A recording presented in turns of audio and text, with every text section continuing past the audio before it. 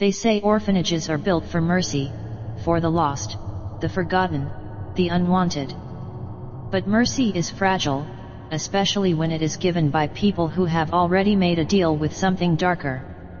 Most orphanages close because of funding. This one closed because it started keeping children that were never born. And if you ever find yourself standing in front of its gates, don't go inside when you hear them laughing. They are not laughing at you. They are laughing because you finally came back. No one ever told Aaron what really happened inside the old Marrowgate Orphanage.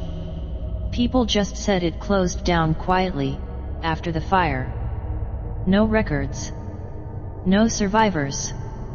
Just the smell of smoke that clung to the earth for 50 years. When his grandmother died, she left him the property.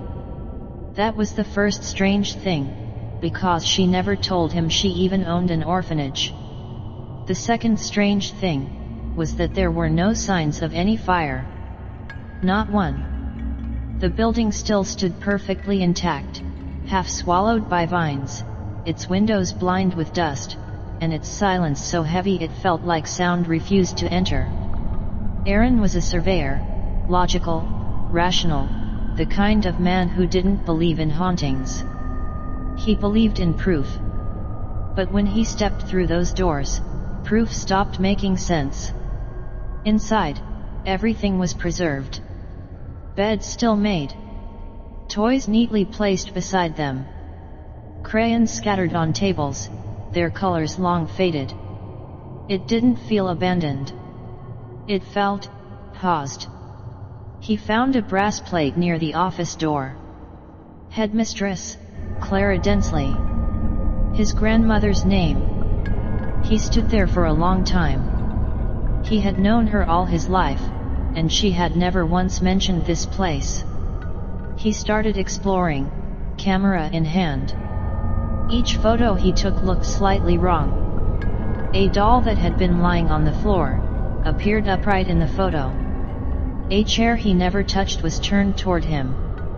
And in one image, taken in the hallway, he saw something behind him. He laughed it off. Tricks of light, he told himself. Just dust, reflections. But that night, when he stayed in the caretaker's office, he woke up to the sound of footsteps above him. He climbed the stairs, whispering, "Hello." No answer. Only creaking boards. The dormitory looked different now. The beds, tucked in tight again. Toys, all moved, arranged in a perfect circle on the floor. He knelt down, confused. That's when he noticed something carved into the wood beneath each bed. Names. Eli. Nora. Ben. Alice. Each carved deep, desperate scratches, like someone had wanted to be remembered. Then he saw it. A door. Small, half hidden behind a wardrobe.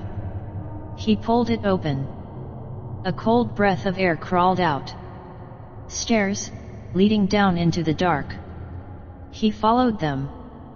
The deeper he went, the colder it became. The walls, lined with children's drawings. At first, happy ones. Smiling suns, stick families, bright skies. But then, the smiles warped. The faces lost their eyes. The drawings started to change. Something else was drawing them. He reached the basement. Tiny metal beds lined the walls, each one neatly made.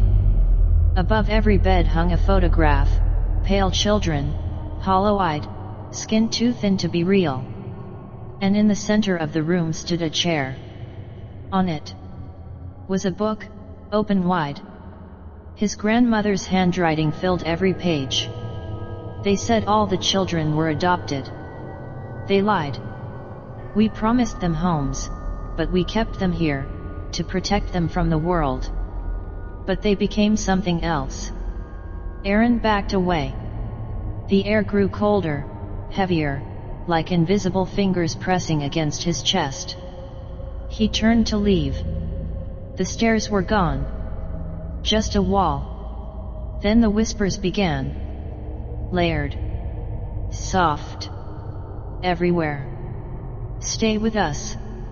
Don't go. Mommy says we are still family. He spun around, flashlight shaking.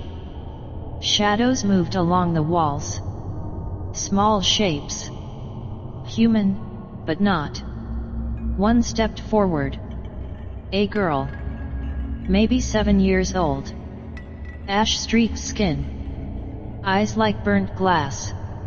Her mouth didn't move, but her voice filled the room. You came back, headmistress.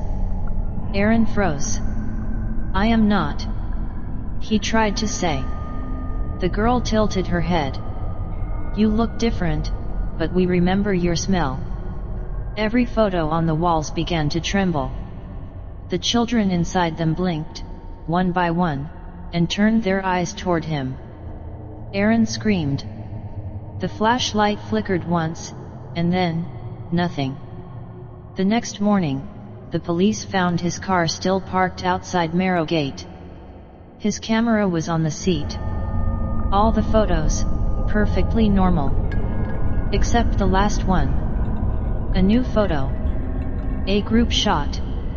Dozens of children, smiling wide.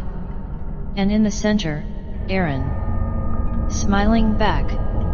They said all the children were adopted. They lied.